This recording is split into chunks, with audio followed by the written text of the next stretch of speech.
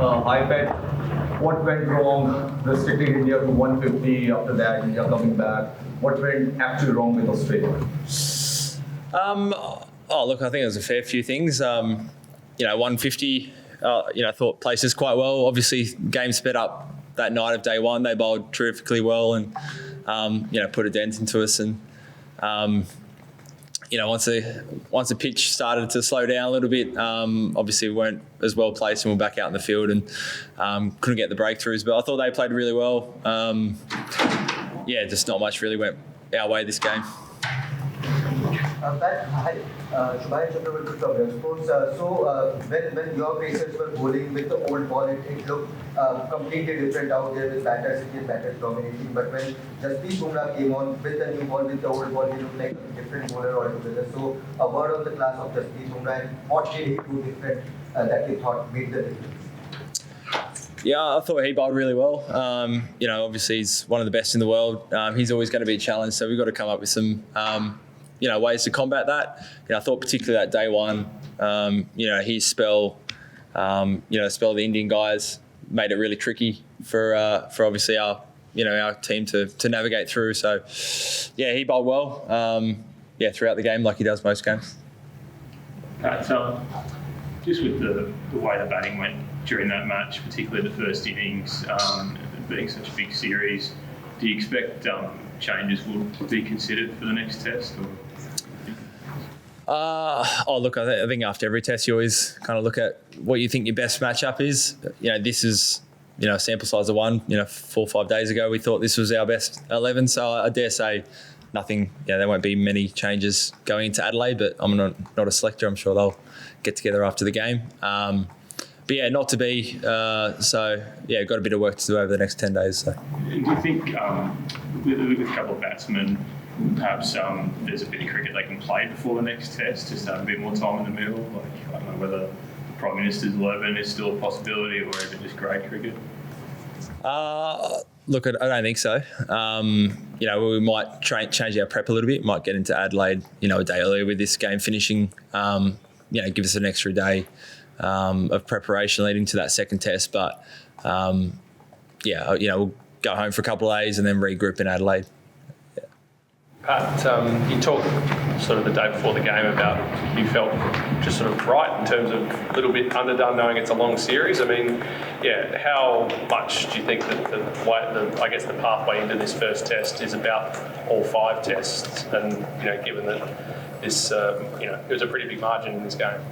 Yes, not an ideal way to start the summer. I think you always, zoom out. You got 5 test matches. And of course, you got Sri Lanka as well afterwards. But, it's a big series. But we thought our prep was really good leading to this test match. Everyone's was a little bit different. I think I was the only one in the team that didn't play any red ball cricket, but had some ODI cricket and, quite similar leading to previous years. And, I don't think, prep was the issue. We were outplayed this week. But, I thought the prep was pretty similar to previous years and where we kind of wanted it. And just on, I suppose one other contrast with India obviously is they played a test series before this one. You guys have had nine months out. At any stage during the year, did you feel like that was going to be an issue, having a long break between test matches? Look, I don't think so. Realistically with that break, you get the chance to play some Shield cricket. So, a lot of the guys played some Shield cricket. And some Aussie A games for a couple of guys as well. So it's a very individualised approach to the prep leading in. But we've all played. Well, a lot of us have played a lot of Test cricket, and you always feel like you're pretty ready. Obviously, we've been bowling with red ball for quite a while. A lot of centre wickets and those kind of things. So it's not like you turn up and feel like it's completely foreign. Yeah. Pat, can you talk through the decision for you to go out as night watchman last night? Nothing too much to it really. Me and Gaz is kind of over the last couple of years, not necessarily taking turns, but some days I do it, some days he does it. He'd bowled quite a bit, so I just thought, I'll take it last night. didn't work. Just on Marnus, a lot of people have analysed, especially his first innings there and his struggles, and looked at his struggles in the Test arena for quite a while now. Where do you see him at, and what can he do to try to bounce back to form? Yeah, Man, along with quite a few guys in the team didn't have the week that we would have wanted. It's no secret how hard the batters, particularly Man, works in the nets, and he's always trying to find those small marginal gains. So this week be a lot of conversation with the coaches around maybe his approach and what he could be doing differently. We know he's a class player. Him at his best is one of the scariest propositions for opposition bowlers to bowl at. So this week will be about those conversations. As I say, get to Adelaide a little bit earlier and maybe do an extra day or two prep leading to that second test. But, he's done it before over here. He's got a very good pink ball record. So I always think it's looking back at past successes when you're at your best is always a pretty good way to get yourself back on track. You touched on conversations coming up. They'll no doubt be about plans and execution. Can you put your finger on which one is the area that you need to address more, and what are the things that you need to implement over the next 10 days or so? Good question. I think it's always a bit of a mixture of both. I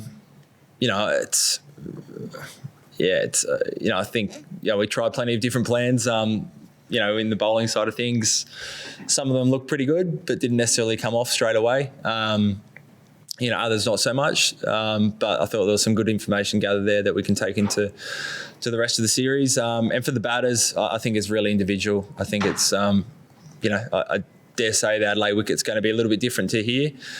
So it's about, resetting. When are you at your best? What's your game plan? How are you going to look to be positive, score runs? Those are the conversations I'm sure most people have. Is the team's fielding something that can improve across the course of the test? Yeah, look, we weren't at our best there either this week. A couple of tight catches that in other games we probably grab.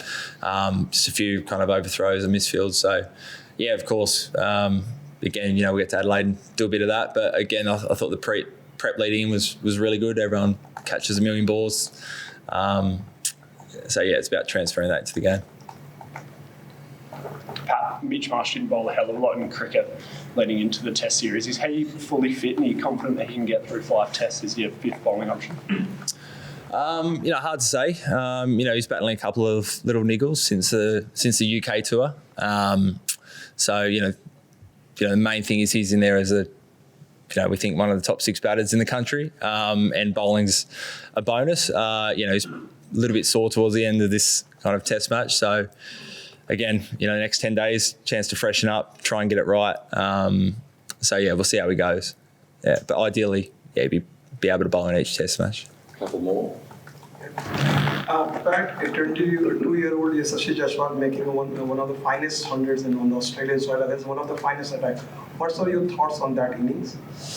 Yeah, he played really well. I thought he, we tried quite a few different plans. I thought we bowled reasonably well to him. He's obviously quite an attacking player, and managed to get through some of those spells and cash in. But I thought he looked really good out there. What about Nitish Reddy, who has been your teammate? Did his debut surprise you because he was considered as primarily a T20 player?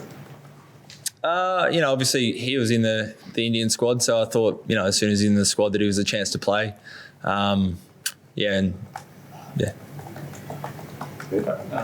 Josh Hazelwood's comments in the press conference last night was scrutinised a bit today.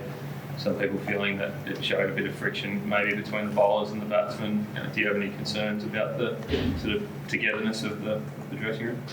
Don't know what Joshy said, but no, not at all. There's plenty of times where the batters have dragged us bowlers out of tight situations, and we've done the same. So it's it's a really tight unit. It's probably one of the tightest teams I've ever played with. We really enjoy playing, cricket together. We've been through a lot, over the last few years, the core group. So, no problems there. Everyone gets along really well. So all good.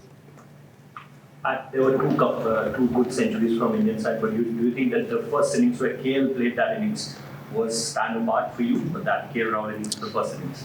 Batting. Trying to think. He batted well. I can't remember too much, to be honest. But yeah, he batted well, opening the batting. Yeah. So last time, there's a ping ball test scenario, like you guys rolled over India for 36, although they had taken the first innings straight. So will be that kind of a bonus pitch, like 2 day, 3 day, like the first day here? And secondly, are you a person, if there is hurt and anger after this loss, are you a person who use those emotions with your team, or will you say, okay, there's just one loss, we just did the normal course? Or what's your approach? On the wicket, I've got no idea. So yeah, maybe 10 days or so, we'll go and have a look at it. It's normally pretty consistent there, pretty good wicket. So yeah, we'll wait and see. Look, I think it's, I think we're all, you sit in the change room after a loss like that, and it hurts. When a team declares on you, it's never an amazing feeling. So we've all been in these situations before. It's the nature of being professional sport. You're going to lose some games. So, the biggest challenge and the biggest, the most important thing is, how do you bounce back? What's your next move? So that's what we've got to do this week. We're clearly well off the mark. There's a lot to work on. So, the most important thing is there's 4 test matches next or to come. What's the next move? How do we make sure that we don't be in this position again? Last one, Rainbow. Pat, just from experience, do you change anything drastically in prep for a pink ball test other than getting used to playing under lights? Is there something that you specifically look at in the lead up? Yeah, that's the main one. So we'll have a daytime session, but we'll also have a nighttime training session. So no doubt the batters will want at least one hit in daylight and nighttime, and same with fielding. We'll catch some balls under lights one of those days and probably do a fielding session during the day. So that's the main thing. It's just a little bit different to pick up with the eye, and then as a bowler, it feels a little bit different. But 1 or 2 sessions, we've played a lot with pink balls, so it's not as big a adjustment for us.